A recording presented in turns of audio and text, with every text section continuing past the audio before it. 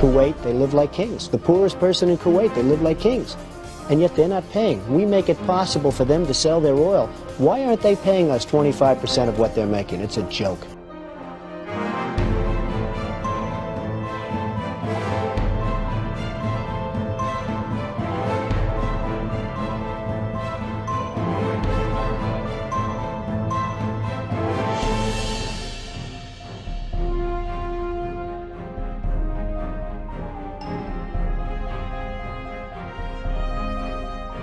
Why didn't we say, we want 50% of your oil forever, or we're not letting you go back in?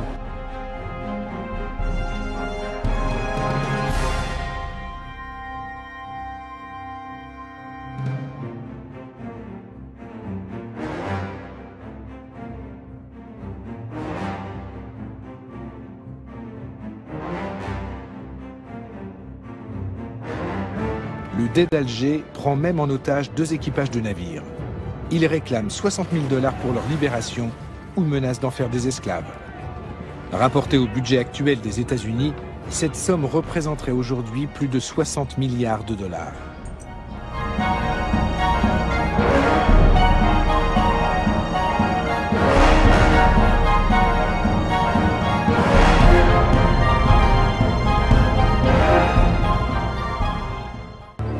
Nous les avons achetés. L'Amérique a conclu avec Alger un traité de paix.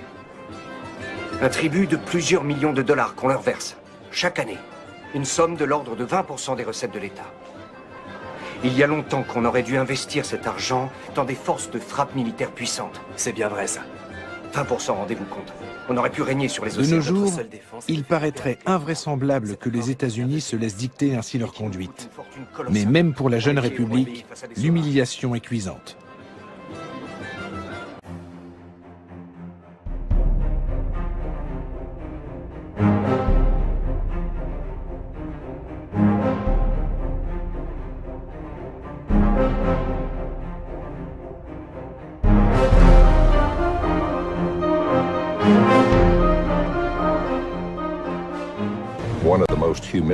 En 1795, les États-Unis ont connu un épisode particulièrement humiliant.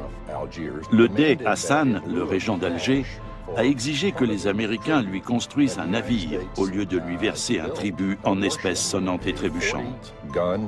Il devait livrer à Alger une frégate d'une quarantaine de canons doublés de cuivre.